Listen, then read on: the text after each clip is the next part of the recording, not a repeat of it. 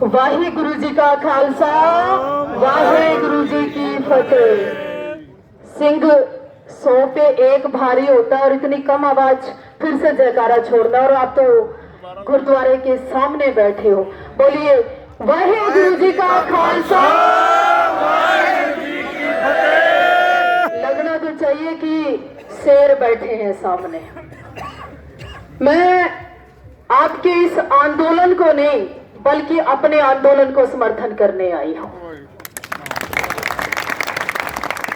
शर्म की बात है, मैं किसी जाति या किसी धर्म से कभी कोई परहेज और गुरेज नहीं करती, लेकिन क्या करनाल के अंदर, हरियाणा के अंदर, निसिंग के अंदर केवल सरदारों के पास जमीन है? जमीन राजपूतों के पास भी और जमीन पंडितों के पास भी है। और जब जमीन जाएगी तो मुझे लगता है सबकी जाएगी। और जमीन केवल जमीन नहीं है, जमीन हमारी माँ है। और हमारी माँ, बहन या हमारी भूमि पर कोई प्रहार करे और उस प्रहार को हम चुपचाप देखते रहे तो मुझे लगता है वो नामर्दी की निशानी है। जब जब धर्म पर प्रहार हुआ और तलवारें नहीं निकली, जब जब माँ पर प्रहार हुआ, बहन की इज्जत पर प्रहार हुआ और जो आदमी नहीं बोले, मैं तो रावण को अच्छा मानती हूँ कि जब उसकी बहन की इज्जत पे बात आई तो रावण भी राम से लड़ गया था। तो आज के लोग, आज के मर्द, आज के युवा आज सिर्फ जाति और धर्म की बात करते हो। ये आंदोलन केवल सिखों का आंदोलन कहकर आपने सिखों को देश में बदनाम कर दिया। जब ये सिख कोरोना महामारी के दौरान आपका पेट भर रहे थे तब यही गुरु के वो सिंह थे। आज आप याद करिए उस बंदे बहादुर को, याद करिए गुरु गोविंद सिंह को, बात याद करिए हरि सिंह नलवे की। अगर ये सब नहीं होते तो मुझे लगता है ये जनेऊ और चोटी भी हमारे सर पर नहीं होती। मुझे पता है, मुझे खूब अच्छे से पता है कि 4 गालियां कलोर दे लोगे मुझे कोई फर्क नहीं पड़ता, क्योंकि अब पिछले 20 वर्षों से हमें गाली खाने की और बातें सुनने की आदत हो गई है। ये बातें हमारे पे असर नहीं करती, क्योंकि देश और धर्म के लिए केवल और केवल सिंह और साहसी और मर्द लड़ा करते हैं, नपुंसक लोग घर में बैठ के तमाशा देखा करते हैं। और रही बात कानून के लिए लड़ रहे हैं, जमीन के लिए लड़ रहे हैं, अपनी इज्जत की बात आ गई है। आपने कितना सिखों को बदनाम किया, आपने कितना धर्म को बदनाम किया, तलवार को लेके कहा, आतंकवादी कहा, उग्रवादी कहा, क्या नहीं कहा, लेकिन फिर भी डटे हैं, लड़े हैं, पीछे नहीं हटे। इसलिए मैं सिख धर्म का सम्मान करती हूँ, ऐसे नहीं करती। बात अगर आती है सरहदों पे मरने की, कुर्बानियों की, शहादतों की, उठाइए सिखों का इतिहास।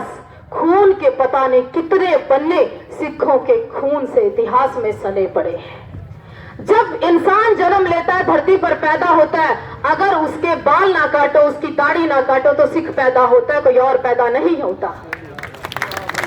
मैं आपके अनहद हमारे बड़े क्लोज हैं, कुलदीप बब्बर जी धाम जाते रहते हैं, लेकिन गिव एंड टेक है। मैं आप सभी सिखों से अनुरोध करूंगी, क्योंकि जब कोई धर्म या इंसानियत की बात करता है, सच की बात करता है, उसको बहुत कष्ट आते हैं। गालियां और ये तो छोटी बातें हैं, विरोध हमारा भी होता है, लेकिन दुख उस वक्त होता है कि मैं आपके लिए लड़ूं और आप मेरे बगल में भी ना खड़े हो, तो उस समय महसूस होता है। मैं चाहती हूं कि मेरे गुरु के सिंगों, मैं राजनीति करने नहीं आई, ना मुझे इस इलाके से हल्के से कोई वोट चाहिए, ना ही चुनाव लड़ना है। मैं तो एक छत्राणी होने के नाते, एक स्त्री होने के नाते मैं कहूंगी दुनिया का कोई भी युद्ध, दुनिया की कोई भी जंग बिना स्त्री के लड़ी नहीं जाती है। लड़ाई की जो तलवार है ये भी एक स्त्री रूप में, चंडी रूप में है। आप लड़िए, आगे बढ़िए, क्योंकि ये कोरोना भी हरियाणा में, पंजाब में और यूपी में और हमारे निसिंग में क्यों है, ये बंगाल में रैली हो रही है, वहां कोरोना कहां चला गया। दोबारा से आप कितनी रणनीति, राजनीति किसके तहत एक हमारे पास जमीन बची है उसको भी छीनना चाहते हो। मोदी जी, कल तक मैं भी आपकी भगत थी, मैं भी आपको हिंदूवादी मानती थी, मैं भी श्री राम का सम्मान करती हूँ, लेकिन इसका मतलब कतई नहीं कि आप इंसानियत के दुश्मन हो जाओ और उस दुश्मनी में मैं आपका साथ दूं। ऐसा नहीं हो सकता। बोलिए वाहेगुरु जी का खालसा, धन्यवाद। आप इसी तरह संघर्ष करिए, क्योंकि ये उसी गुरु के सिंह है जिन्होंने दिसंबर के महीने में हमारे जोरावर सिंह, फतेह सिंह जैसे साधक देंगे। हम दूसरी बार 1.25 लाख से 1 लड़ाऊं, गुरु गोविंद सिंह नाम कहाऊं। तो आप जितने हो, मुझे लगता है ये बहुत ज्यादा हो, और हमारा इलाका, हमारा क्षेत्र वैसे भी बड़ा धन्य है, क्योंकि हमारे बगल में संत बाबा राम सिंह जी अपनी शहादत देंगे आप किसानों के लिए। आप उनकी शहादत, उनकी कुर्बानियां, जो सिख या जो भी लोग घर में बैठे हैं चुपचाप, तो समझो कहीं ना कहीं अपने आप को वो दोषी महसूस करेंगे एक दिन। जय हिंद, वंदे मातरम।